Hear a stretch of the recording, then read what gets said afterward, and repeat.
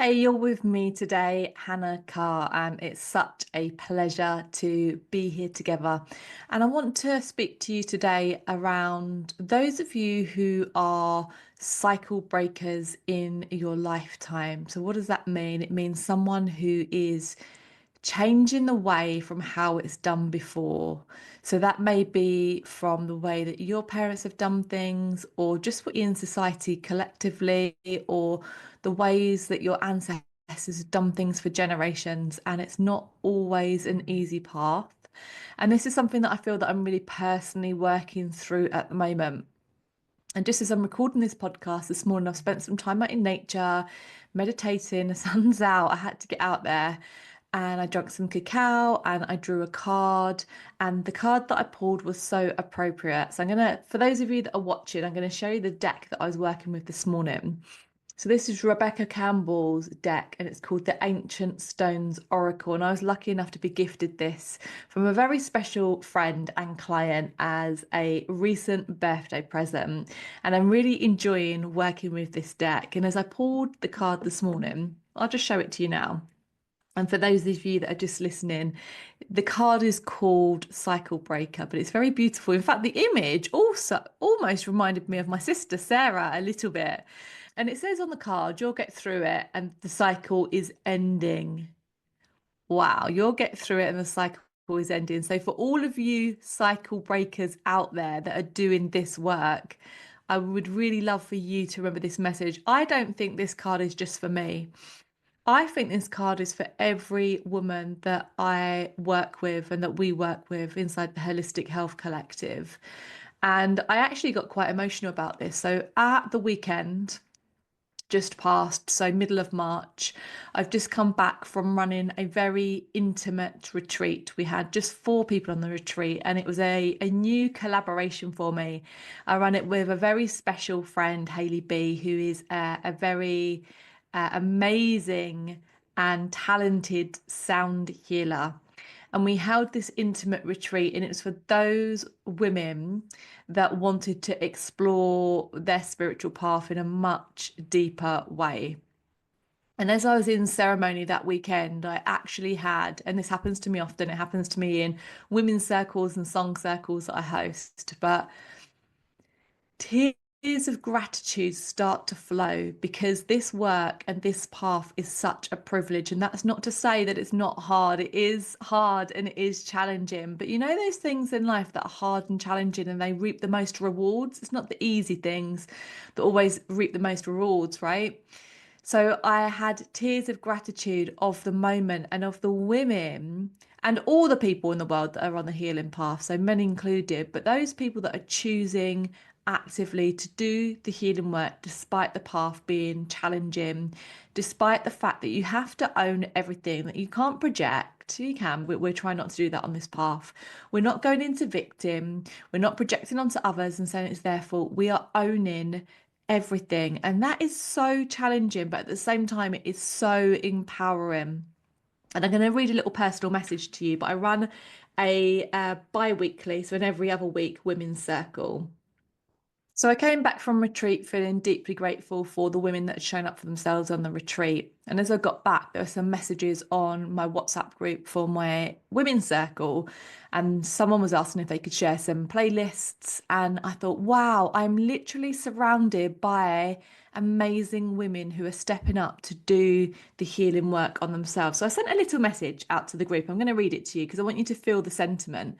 But the message was, I feel so deeply grateful to know and be surrounded by women and men who are conscious and doing the work in the world, making it a safe and a loving place. I'm so grateful for the deeply healing music that lifts all of us and makes our life better and more glorious and easier. And it lets us feel as well. So I really feel like music can help us to feel emotions that might be a little bit buried. We hear some sad music and it helps us to shift sadness, for example. And then I just said, I'm feeling the love. I'm feeling the love for you all. I've literally just got back from a healing retreat. So I'm feeling the love for all the people doing the healing work. And that is definitely my sentiment this week. And if you are listening to this podcast, my love, that includes you as well. So thank you for showing up for yourselves. Thank you for starting to break those chains of toxic and unhealthy ways and trying your best to do better. So I'd love to read a little bit more about this oracle card out to you. I'm going to give you the little reading here. And it says, some of us have come here to heal ancestral patterns, and this isn't an easy task. It's one that requires dedication, grit, honesty, compassion, authenticity, and grace. And I'm just going to pause there before I continue with reading the Oracle book here. And I just want to say that I agree with all of that, but especially honesty. So this path requires us to, first of all, be honest with ourselves and to ourselves, but then with those around us. And as I've come back from retreat at the weekend, I've actually had some really difficult conversations in my own household. And as people pleasers, they are a lot of the type of women that we actually attract into our world. So if you're listening, you're probably one of those too, or a recovering people pleaser, perhaps. Honesty can feel really hard because we want to protect someone else's feelings.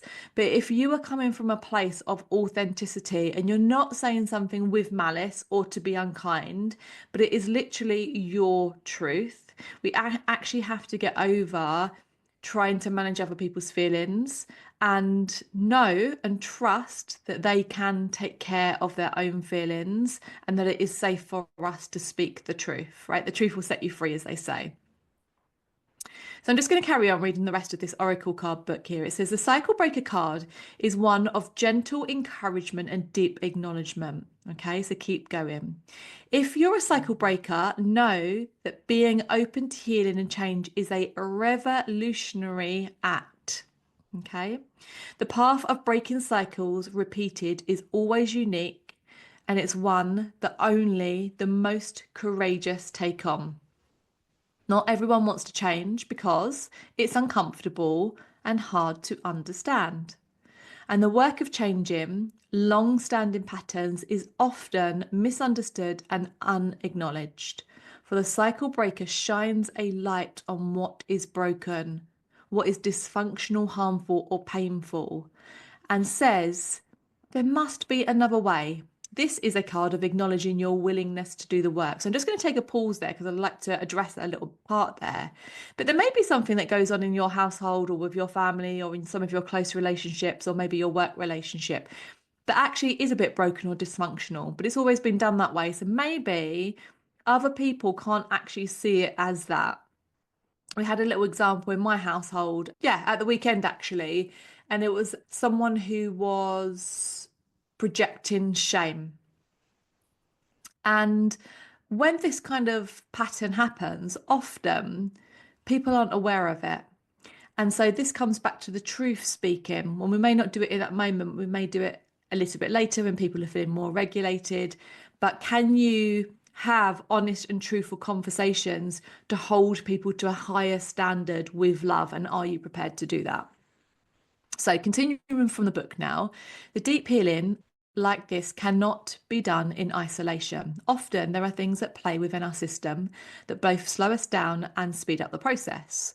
So the ancestral patterns predate our lifetime and can therefore require many layers of healing. So you've probably had this experience if you're on the healing path that you thought you healed something and then it comes up again and again and again. You think, I thought I dealt with this already. Why is it back? And it's because there are so many layers. But as we work through the layers, often we see them from higher and higher perspectives. So it may be in the beginning that you was extremely triggered by this pattern that's revealing itself. And as you become more and more healed, you become more of the observer and maybe someone who can help to shift the situation a little bit more as well. So the card continues, be open and call in the support of your ancestors, future and past, who have a mutual interest in you freeing both you and them from unconsciously repeating the past. And there is actually an activation here. It's called an ancient stones activation, or you may call it an affirmation. So you may like to take a deep breath if this is resonating with you and close your eyes, and you may like to repeat after me, or alternatively, you could note this one down and use it in your own time. Okay. I call upon helpful, positive ancestors of future, present, and past. Free me from these unconscious patterns that are harming us all. Free us from these harmful patterns in a way that truly lasts.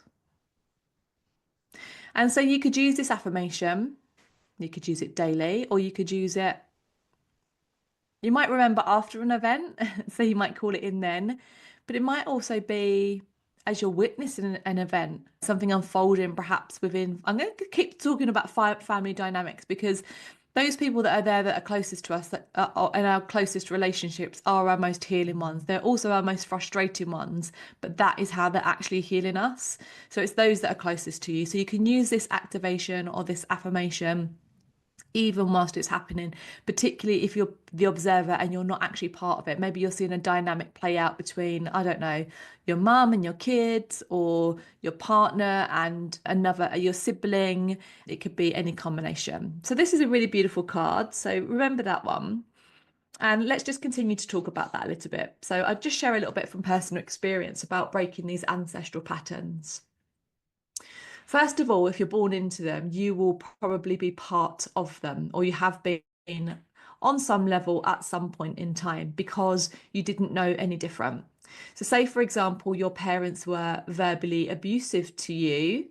You may have become either verbally abusive back, or you may have had that relationship with your siblings, or maybe that's the way that you stuck up for yourself in the playground, or maybe as you entered into relationships as you were older that dynamic still might play out.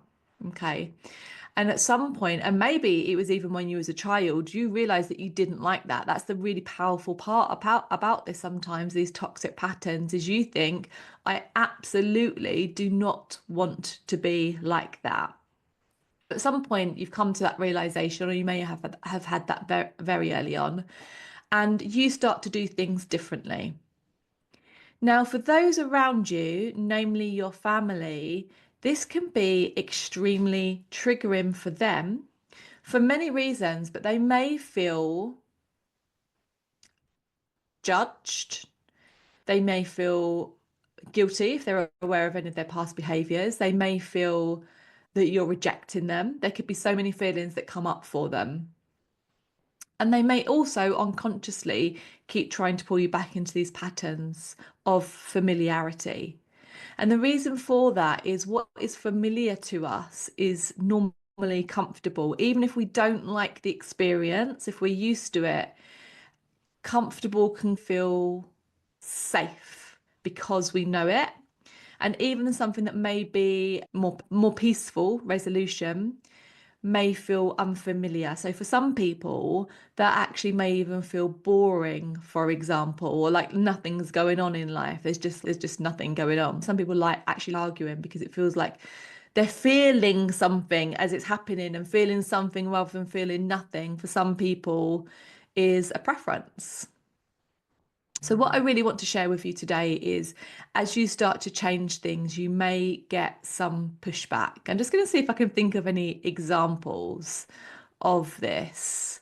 I've had examples in the past where people have told me I'm not supporting them, for example. So, that's their lived experience. If I just listen with compassion and I might offer a higher perspective, but in that moment, perhaps they just wanted validation. What other things may come up for you? Yeah, I think that's probably the big one for me personally is people have felt unsupported as I have begun to change. Okay. And so that's going to do one of two things. In the beginning, it's quite common that may pull you back into your old way because you do not want to be perceived in the wrong light. You do not want to be misunderstood, and you don't want to make someone else feel uncomfortable. And so you may change the way that you're acting to fit back in the box that you're expected to be in, or that other people are comfortable with you being in, or the role that you've always played. And the other thing that you can do, so the opposite side of that, is as you live in a new way, and that makes other people feel, may make other people feel uncomfortable, that you sit in that discomfort, you witness that discomfort, and you stand in your power. Okay, you stand in your power and trust that the discomfort is okay. And any projections from others about you being a certain way doesn't mean that you have to change to please them. It can be so uncomfortable. So if you're going through this on any level right now, I just want to send you so much love and compassion and celebrate you for doing the difficult work. And even if you're in a tricky relationship, be that with a parent, a significant partner, your children, or any friendships, knowing that just you changing and just you doing the work can completely change the dynamic of the whole relationship. And especially if, for example, you have a situation, you handle it from a new perspective, and the other person doesn't really like that, but you're willing to be misunderstood. That's a key sentence that I encourage you to remember. Can you be willing to be misunderstood? You don't have to be understood. And then after the situation, perhaps you can extend love and gratitude to that person, even if they projected something towards you. I'm not talking about if someone was actually abusive, so physically or verbally abusive. Maybe there were some unkind words, or they said that you wasn't supportive, or whatever it may have been, that you can send love and gratitude towards that person. And I can promise you, my own personal experience of doing this many times, it shifts so much. It really does shift so much. And I really feel generally like the Earth, planet Earth, is not in a fantastic place. And we can look at just the good and it looks amazing. There's consistently been wars going on in the planet. There's consistently conflict. There is consistently, if you look at politics, lies, a lot of lies and things not being done for the highest good. And so there is a lot of healing that needs to take place on this planet. There's a lot of things that could change for the highest good. And some people, hello you, need to be the people that are going to step up and do that work, even if it's difficult. Okay. And that's what we have community for.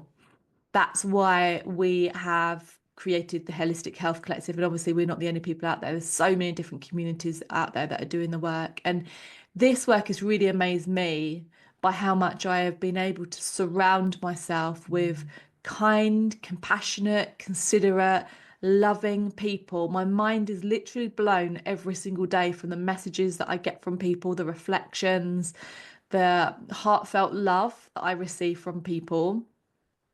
I feel like my life is surrounded by people that allow me to feel safe and loved like I've never ever known before. But to attract these people in your life, you have to put the call out there. Yeah. If you're interested in conscious parenting, or there's other words for that, isn't there? Gentle parenting, I think it might be called. There's all different words for it, right? You need to speak about it to others and say, listen to what people are sharing. If you like the way that someone was parented, compliment them on it and spend some more time with them and talk about your challenges with parenting and trying to get to hear their perspective on it. So that's parenting. Maybe you'd love a more loving and conscious relationship. Share about that. Put on your Facebook wall or your Instagram page your gratitude for your partner, even if they're still annoying you in some ways, which, let's face it, intimate relationships, there's always something that's annoying, right? But share what you love about them. Share how you're proud of them. Share how they've supported you, and you will call that in. People will start coming into your world who also feel the same and are working towards the same.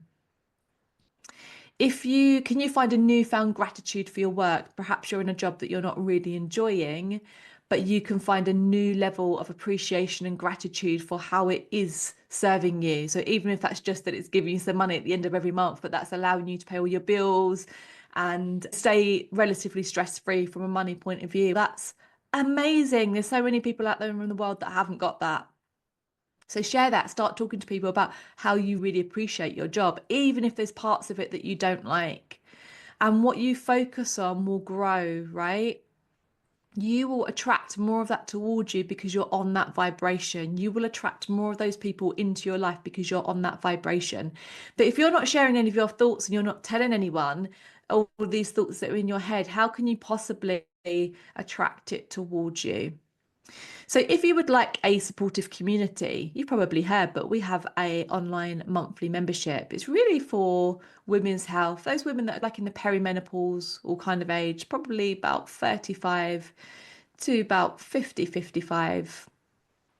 You can actually help a lot of women, but this is getting down to the specifics. And it's those women who consciously want to look after their health, but it's their mind, their body, and their spirit. And so we work with things like the moon cycles, we work with seasonal nutrition, we work with modalities like breath work and yoga and meditation to help us ascend. Yeah, to help us get into a more peaceful place in our mind, to help us listen to our higher selves. And we've got a wonderful community of women in there who can also support you on that journey. We also run lots of events. We've actually got one coming up, so I'll share it with you. It's on Friday, the 21st of March. So if you're listening to this at the time that the podcast has come out or around then, we're actually running a free online cacao ceremony, and we're doing that to celebrate the spring equinox. So what it's facilitating is a chance for you to drop out of your busy day. Cacao, ceremonial grade cacao, helps us to connect to the heart. So that's one of the main products that we work with, that's in our shop, that we've worked with daily for 5 years. I've had my cup outside with my husband this morning in the sunshine.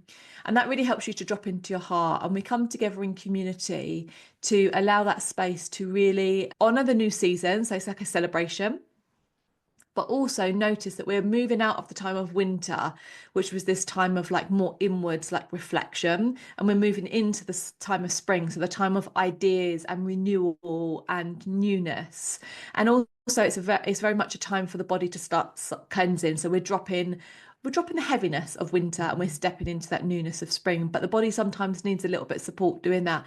So sometimes the liver can be a little bit congested, the gallbladder might need a little bit of a support or a little bit of a break. So we do all of those things, firstly inside the membership, but actually if you want to have a little look at our website, www.holistichealthcollective.co.uk, we do have a spring blog, I think it's called Spring Nutrition, actually, Spring Nutrition blog. I'll drop it in the show notes of this podcast, and if I drop this on YouTube, it will be in the captions underneath the video, and you can click through to that blog and have a little look at some of the suggestions that we give to look after your body in spring.